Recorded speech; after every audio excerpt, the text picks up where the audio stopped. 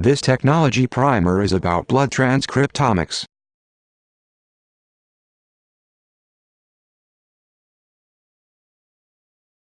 The researchers conducting blood transcriptomic studies measure leukocyte RNA abundance on a genome-wide scale.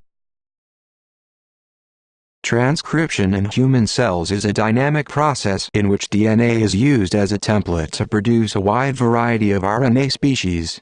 The collection of all the RNA produced in a cell or population of cells is known as the transcriptome.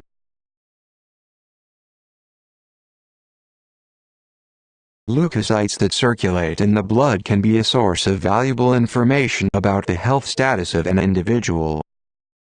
They respond to immune stimulators, for instance pathogens, as well as endogenous processes such as inflammation.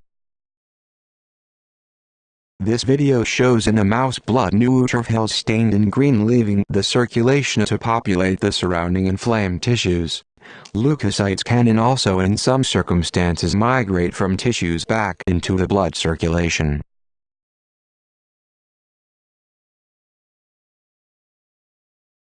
Abundance of all transcript species present in a sample can be measured at once using microarray or RNA sequencing technologies.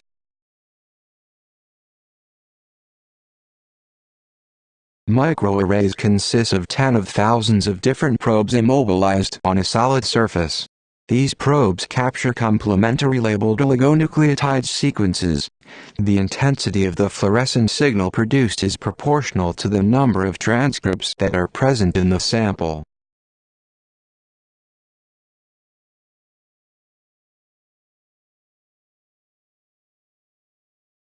RNA-seq relies on next-generation sequencing technology to elucidate the sequence of short nucleotide fragments derived from the RNA species present in a sample. These fragments, also called reads, are aligned against a reference genome. The abundance of a given transcript is determined based on the number of reads that align to it. The more reads align to a given gene, the more abundant is the corresponding RNA species in the sample.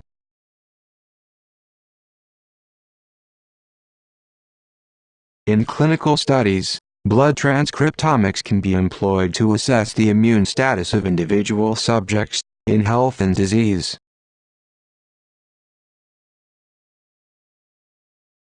Measuring RNA abundance in whole blood can identify changes in transcript composition associated with disease processes.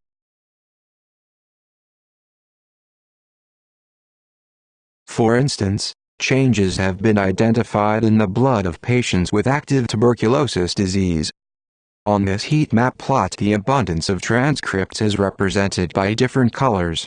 Red indicates an increase in abundance compared to healthy controls, and blue a decrease. Transcripts are organized in rows and patients in columns. The heat map shows that the more severe the disease, the more perturbations can be measured by blood transcriptome profiling.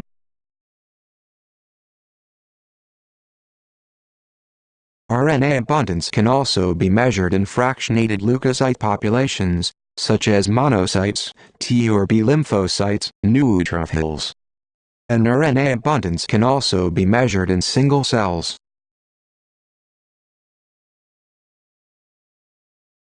Another application of blood transcriptomics is as readout in vitro blood stimulation assays. For instance, these stimuli can be pathogen-derived molecules and other host-derived immune factors. This allows measurement of the competence of the innate immune system.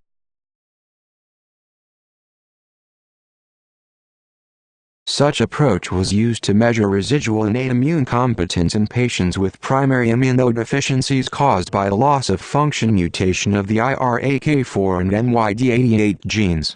As a result of these defects, patients are especially susceptible to invasive pneumococcal disease during childhood.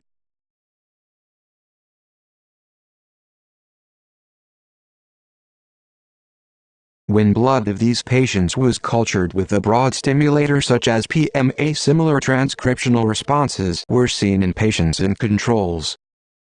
But when using pathogen-derived molecule, the defect in the ability of the blood leukocytes of those patients to respond became obvious.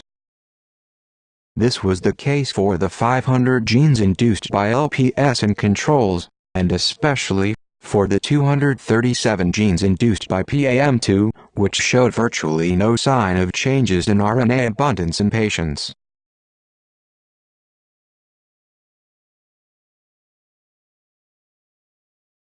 This concludes this technology primer on blood transcriptomics.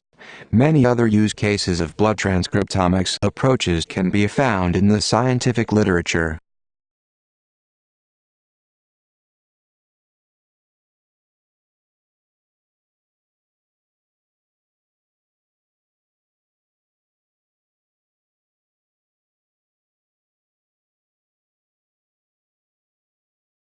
To learn more, see the links in the description of this video.